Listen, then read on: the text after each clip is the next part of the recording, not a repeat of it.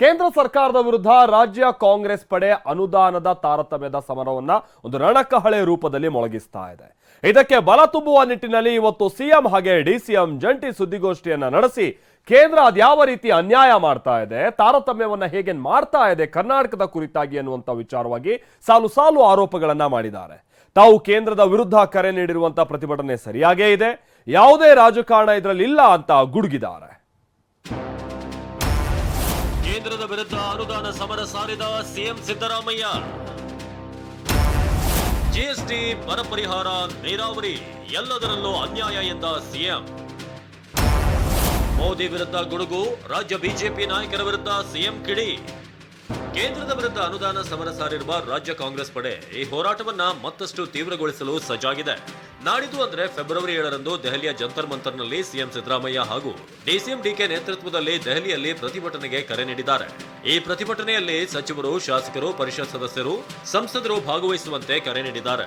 ಕಾಂಗ್ರೆಸ್ ಕರೆ ನೀಡಿದ ಪ್ರತಿಭಟನೆಗೆ ಬಿಜೆಪಿ ನಾಯಕರು ತಿರುಗೇಟು ಕೊಟ್ಟಿದ್ರು. ಕೇಂದ್ರ ಸರ್ಕಾರ ಯಾವುದೇ ತಾರತಮ್ಯ ಮಾಡಿಲ್ಲ ಅಂತ ಕಾಂಗ್ರೆಸ್ ಆರೋಪಕ್ಕೆ ಕೌಂಟರ್ ಕೊಟ್ಟಿದ್ರು. ಆದ್ರಿಂದು ಸಿಎಂ ಸಿದ್ದರಾಮಯ್ಯ, ಡಿಸಿಎಂ ಡಿಕೆ ಶಿವಕುಮಾರ್ ಜಂಟಿ ಸುದ್ದಿಗೋಷ್ಠಿ ನಡೆಸಿ ಕೇಂದ್ರದಿಂದ ಯಾವ ರೀತಿ ಅನ್ಯಾಯ ಆಗಿದೆ ಅನ್ನೋದರ ದಾಖಲೆ ಬಿಡುಗಡೆ ಮಾಡಿದ್ದಾರೆ. ಇದೊಂದು ರೀತಿ ಕೇಂದ್ರದ ವಿರುದ್ಧ ಸಿಎಂ ಸಿದ್ದರಾಮಯ್ಯ ಬಿಡುಗಡೆ ಮಾಡಿರುವ ಅನುದಾನದ ತಾರತಮ್ಯದ ಚಾರ್ಜ್ ಶೀಟ್ ಆಗಿದೆ. ಹಾಗಿದ್ರೆ ಸಿದ್ದರಾಮಯ್ಯ ಮಾಡಿದಂತ ಆರೋಪವೇನು ತೋರಿಸ್ತೀವಿ ನೋಡಿ.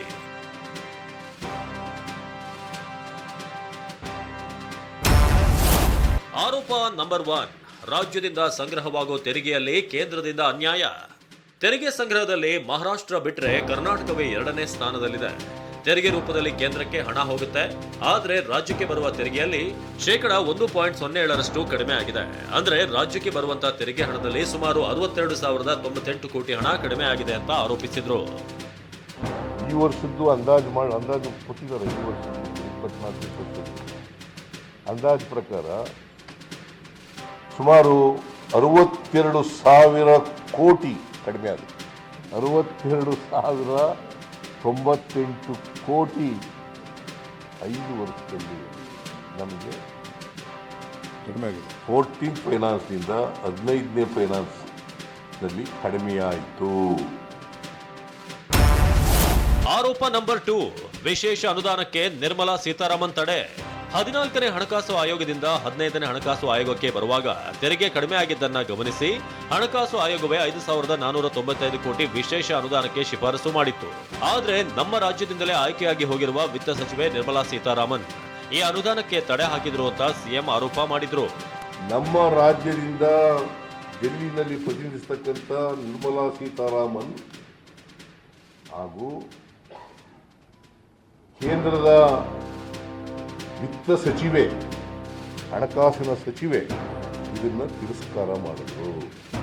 ಎರಡೂ ಸೇರಿಸಿದ್ರೆ 5,495 ಪ್ಲಸ್ 6,000 ಕೋಟಿ 11,495 ಕೋಟಿ.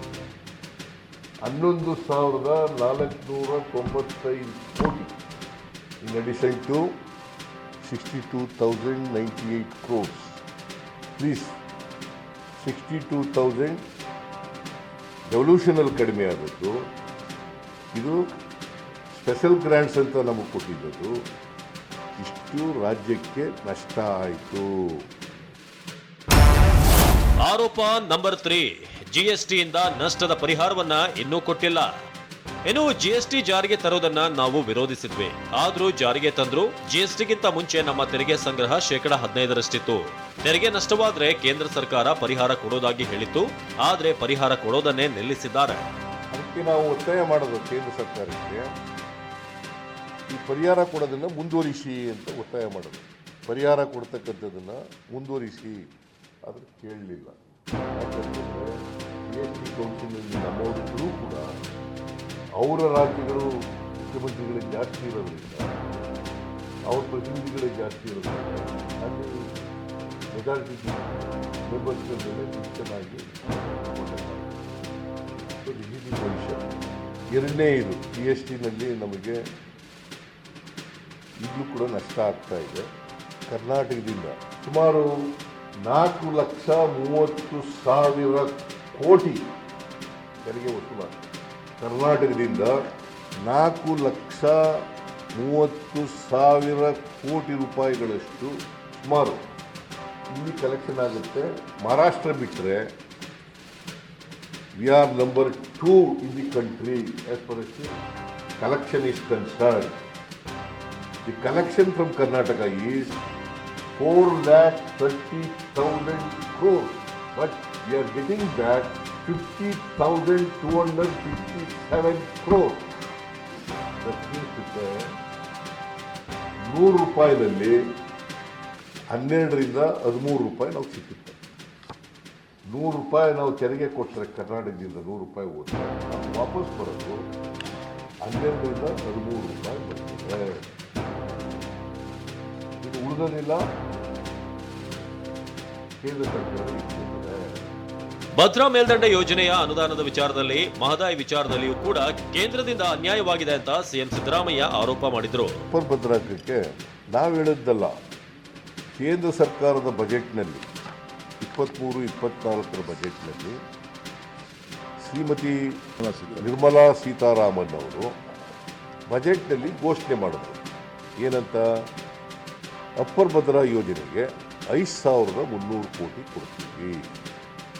It is A budget promise made in the budget for 2023-24. ಹೀಗೆ ಕೇಂದ್ರದಿಂದ ಆಗ್ತಿರುವಂತಹ ಅನ್ಯಾಯದ ಕುರಿತು ಸಿಎಂ ಸಿದ್ದರಾಮಯ್ಯ ದಾಖಲೆ ಬಿಡುಗಡೆ ಮಾಡಿದ್ದಾರೆ. ಇದನ್ನೇ ಇಟ್ಕೊಂಡು ದೆಹಲಿಯಲ್ಲಿ ಪ್ರತಿಭಟನೆಗೆ ಕಾಂಗ್ರೆಸ್ ಸಜ್ಜಾಗಿದೆ. Bureau report, ಟಿವಿ9.